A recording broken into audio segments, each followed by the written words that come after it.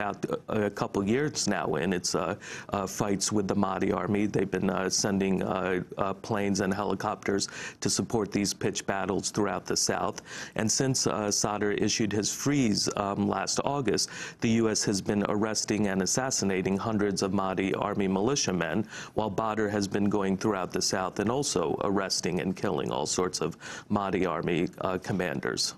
I want to play an excerpt of Independent Senator Joseph Lieberman's comments yesterday. He clearly criticized the harsher questioning of Petraeus by some Democrats on the Armed Services Committee. What I'm about to say with respect to my colleagues who have consistently opposed our presence in Iraq, as I hear the questions and the statements today, and it seems to me that there's a kind of hear no progress in Iraq, see no progress in Iraq, and most of all, speak of no progress in Iraq.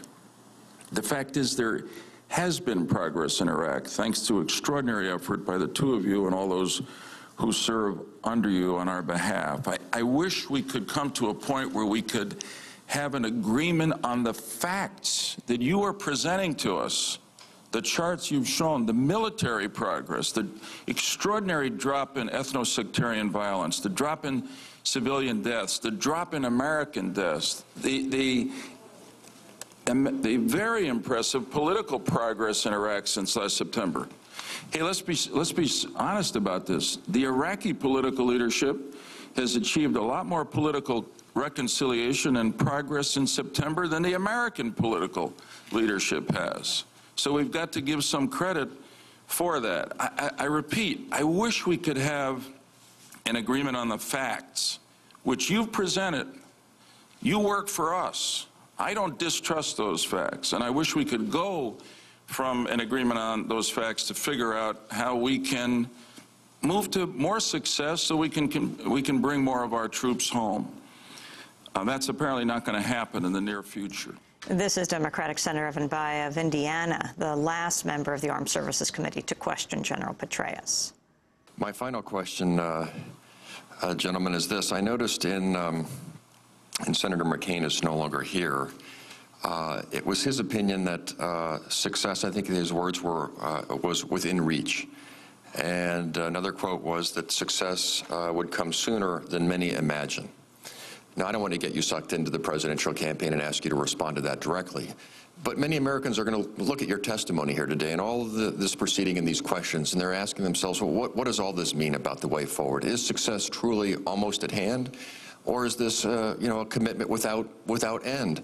And so my final question to you would be, is it not possible to at least offer some rough estimate about when we will be able to, after this brief pause, recommence extricating ourselves by withdrawing more troops from Iraq down to some longer-term level? Is it just impossible to offer any rough estimate? Senator, if you believe as I do and the commanders on the ground believe that the way forward on reduction should be conditions-based, then it is just as flat not responsible to try to put down a stake in the ground and say this is when it will be or that is when it will be, with respect. I understand that, General. Many Americans will listen to that and believe this to be an open-ended commitment because, by definition, we won't know until we get there, and there have been so many ups and downs in this thing. I think it's a fair estimate to say that when this began, most did not assume that we'd be sitting here 5 years on with the conditions that we currently have. And so, again, I'm just trying to give the American people a fair judgment about where we stand and what the likely way forward is, and I guess the best answer to that is we'll know when we get there, and we don't know when we're going to get there. Senator, as I just said, we believe the appropriate way, based on the military commanders on the ground, to sustain and build on the progress that has been achieved over the course of the last 12 or 15 months, is to make reductions when the conditions allow you to do that without unduly risking all that we've fought so hard to achieve. General Petraeus being questioned by the Democratic Senator from Indiana, Evan Bayh.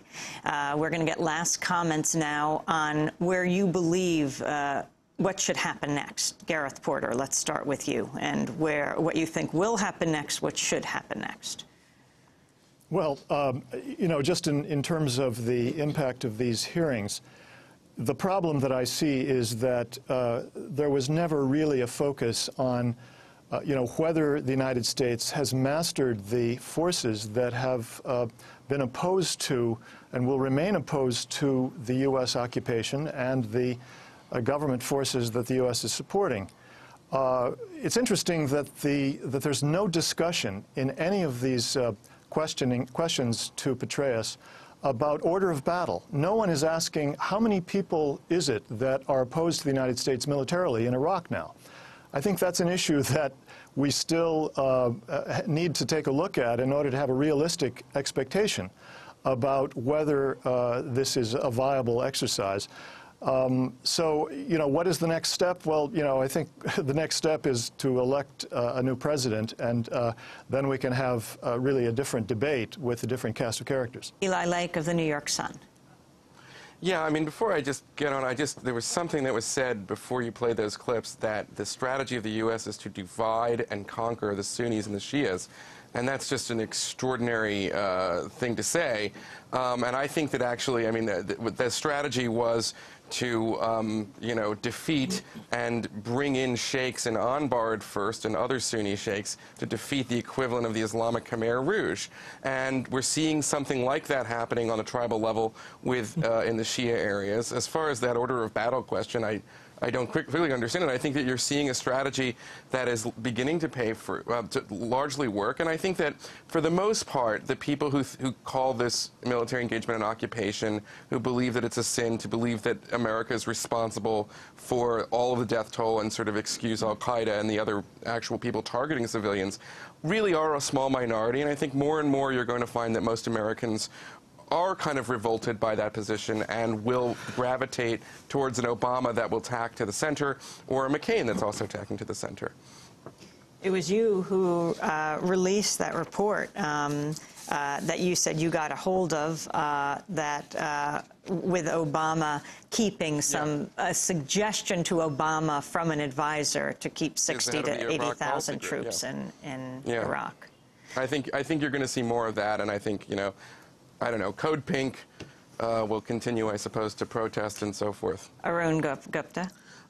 Just one quick correction. Under international law, everything in the international law, the U.S. is by definition an occupier, and is by definition an occupation, is what is the UN determined in May of 2003 when it endorsed its occupation. Because you like the way they sound. So let's take a look at the success that Mr. Lake loves to talk about. You're talking about over 5 million refugees, a phenomenal number, 20% of the population, anywhere from 200,000 to over 1 million dead Iraqis. Just it borders on genocide. This is the success that he talks about. A country with no security, a country with no services whatsoever, with a government that does not exist beyond the green zone, that is essentially under the complete control of the Bush administration. We have 10 seconds. What should happen?